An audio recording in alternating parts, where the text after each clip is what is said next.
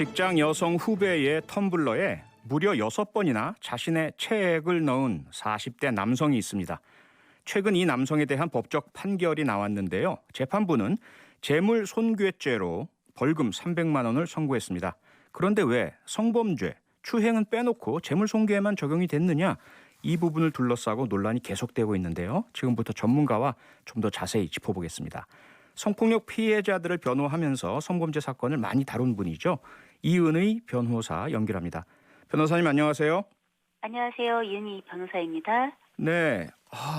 아니 직장 후배 텀블러의 체액이라고 이렇게 우리가 좀 순한 표현을 사용하지만 네. 상당히 이건 역겨운 행동이지 않습니까? 네. 그런데 재물손괴죄라고 법원이 봤다는 것은 피해자가 그 여성이 아니고 이 텀블러가 피해자다 이거 아닙니까? 텀블러가 손괴되고 혹은 그 안에 있는 음료가 손괴됐지. 그 정신적 피해가 엄청날 텐데 그 여성 후배 피해자에게는 아무런 법적 피해가 없다. 이렇게 보는 거 아닌가요? 맞습니다. 그래서 이제 이 피해가 된 주체가 누구냐, 그러니까 피해가 된 객체가 누구냐, 그리고 무엇이 훼손됐느냐를 이제 바라보는 것에서 시각이 엇갈리는 것인데요. 네. 최근에 일어난 이런 사건들의 이제 비슷한 사례를 보면 2019년에 이제 대학 도서관이라든가 이제 그런 학교를 중심으로 이런 사건들이 2건 정도 보도가 됐던 것들이 있습니다. 있었습니까? 네네. 네. 대학 도서관에서 여학생에게 이제 음란행위를 이제, 그러니까 여학생에게 하던 건 아니고 몰래 하다가 여학생에게 이제 가방에 묻히기도 하고 등에 묻히기도 한 사건이 있었고요. 예. 그리고 이제 신발장에 있는 신발에다가 체액을 묻힌 사건이 있었습니다. 네. 사실 체액이라고 보통 이렇게 보도되고 얘기되는 사건들은 그냥 일반적으로 체액이라고 하면 뭐 침, 뭐 림프액, 혈액 이런 게 다 포함되지만 땀도 그렇고요. 실질적으로 예. 네, 그런데 실질적으로는 이제 정액을 얘기하는 거죠. 그러니까요. 통상 이렇게 이제 보도가 되는 건. 근데 이 사례가 두 가지가 다르게 적용이 됩니다. 2019년에 왜 여학생의 가방과 등에 체액이 묻은 사건에서는 네. 강제추행 혐의를 적용해서 징역 6월에 집행유예 1년이 선고됐던 사례가 있었고요. 성범죄가 적용된 사례도 있네요. 예, 있습니다. 네. 그런데 비슷한 시기에 아까 왜 신발장에 네. 넣어둔 그 신발에 그 체액을 뿌린 사건 같은 경우는 이번 사건처럼 재물손괴죄를 적용해서 그때는 벌금 50만 원이 선고됐었습니다. 그러니까 이렇게 해서 성적 가해행위로 이걸 볼 것이냐의 문제에서 결국은 이제 수사기관이 뭘로 기소했느냐의 차이도 있고 법원이 그래서 인정했느냐 이제 이 부분에서 엇갈린 겁니다.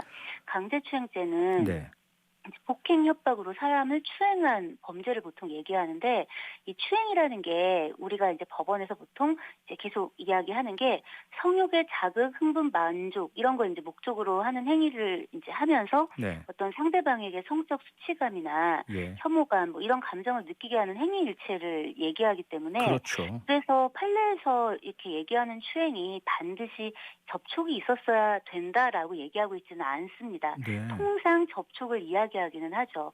그래서 피해자의 성적 자유를 이렇게 침해하고 이렇게 성적 수치심이나 혐오감을 일으키게 했다면 사실은 추행으로 봤어야 하는 게 아닌가라는 그러니까 성범죄에서 피해자 측을 많이 대리하는 저의 입장에서 봤을 땐 이게 그 텀블러를 뭐 버릴 수도 있고 뭐 사용할 수도 있겠죠. 그렇지만 이 훼손된 실질은 성적 수치심이잖아요. 그렇죠. 성적 자기결정권이고 그렇죠. 그런데도 이제 불구하고 이걸 좀 기계적으로 적용했다라는 측면이 좀 안타깝습니다.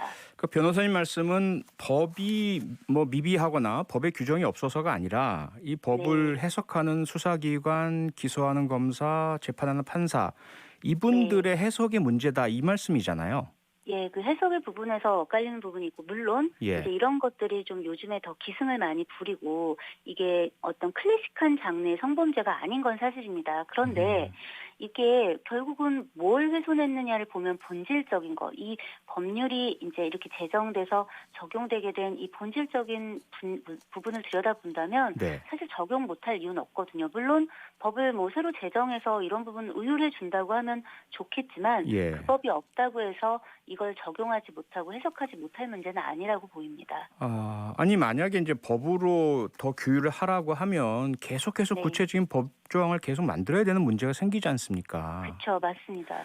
그래서 그런 측면에서 봤을 때는 이 추행이라는 게 법률에서는 폭행 협박을 요건으로 하지만 사실 이제 판례상 기습성도 그러니까 왜 피해자가 이거를 방어할 수 없는 기습적으로 일어나는 것들도 포괄하고 있기 때문에 이렇게 체액을 이제 묻히고 뭔가 혹은 먹게 하거나 하는 그런 행위들 것에 대해서 적용을 하지 꼭 못할 이유가 있겠나라고 생각이 들고요. 또 네. 최근에 보면은 이제 왜 미성년자 사건에서 근거리에서 이제 자위행위를 하면서 그걸 보게 한다든가 아하. 하는 행위들에 대해서는 네. 성적 수치심이나 혐오감을 줄 만한 행동이었다라는 측면에서 네. 이런 강제추행의 영역으로 의율하고 있는 사례들이 있고 이건 네. 대법원의 판례이기도 합니다. 그 말씀은 분명하게 접촉이 없어도 또는 네. 폭력이나 강제가 행사되지 않는다 하더라도 예. 피해자에게 성적 수치심, 모욕감 등이 유발되는 행위들은 근거리에서 일어난다면 이것은 강제추행죄, 성범죄로 볼 수 있다 이 말씀이잖아요.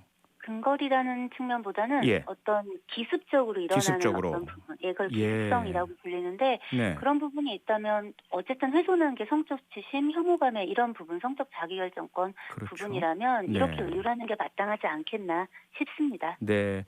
그런데요, 지금 이 사건에 대한 보도 기사들을 좀 제가 분석을 좀 해봤거든요. 그랬더니 네. 다수의 기사들이 이 사건에 대해서 신체적 접촉이 없었기 때문에 추행으로 네. 아예 적용할 조항이 마땅치 않아서 네. 법원에서는 또 수사나 재판 과정에서 기소 과정에서 재물손괴죄를 적용할 수밖에 없었고 네. 이러한 입법의 미비를 인지한 판사들이 벌금을 강도 높게 준 것이다. 이런 식의 보도가 대부분이었습니다. 이건 사실 좀 잘못된 그 분석이라 봐야 되겠네요.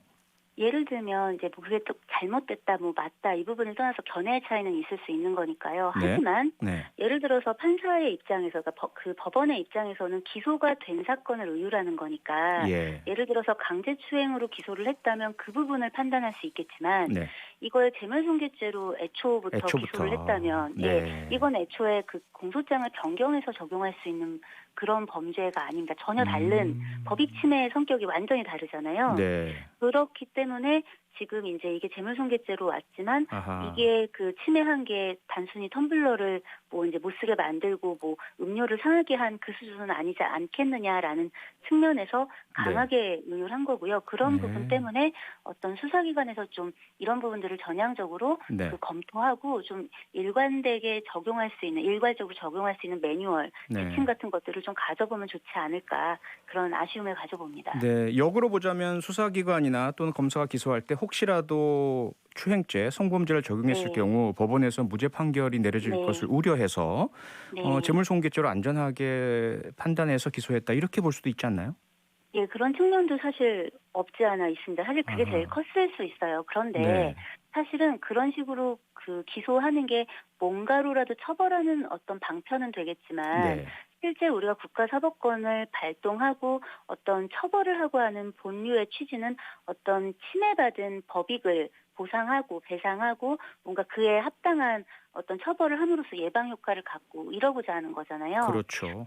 그리고 뭔가 판례를 쌓지 않는데 이제 어떤 그 예를 계속해서 쌓아가야 하는데 그거를 하지 않으면 결국은 우리는 이런 범죄를 앞으로도 계속 손괴죄로 그 취급을 해야 되는데 이게 온당한가 이런 것들을 생각해 본다면 네. 조금은 전향적인 검토를 해야 되고 그리고 이미 판례들도 있고요. 그러니까 그렇죠. 그런 예. 부분들을 좀 노력해야 합니다. 네, 마지막으로요. 변호사님 앞서도 말씀 주셨지만 다시 한번 접촉이 없어도 강제추행죄가 될 수 있다라는 부분 네. 판례와 함께 잠깐만 짧게 설명 부탁드리겠습니다. 그 설사 직접적인 그 접촉이 없다 하더라도 예를 들면 뭐 피해자를 나체로 만든다든가 옷을 이제 뭔가 벗기는 행위 네. 혹은 이제 이렇게 누군가가 보이게 근거리에서 갑자기 이제 기습적으로 어떤 성기를 노출해가지고 뭐 음란한 행위, 자위 행위를 하는 어떤 행위들은 네. 이미 신체 접촉이 없더라도 강제추행으로 지금 의율했고 그런 판례들은 대법원에서 인정한 판례들도 있습니다. 네. 지금 제가 말씀드린 판례 중에는 그렇기 때문에 단순하게 신체에 체액이 직접 묻었느냐 혹은 뭐 직접 묻혔느냐 이런 식의 접근보다는 실제로 피해자가 침해받은 법익이 무엇이냐의 측면에서 이런 사건들을 의율해 주셨으면 하는 바람이 있습니다. 네, 오늘 말씀 여기까지 듣겠습니다. 고맙습니다. 감사합니다. 지금까지 이은의 변호사와 함께했습니다. 평일 저녁 6시 5분에 여러분을 찾아갑니다. MBC 라디오 표창원의 뉴스 하이킥.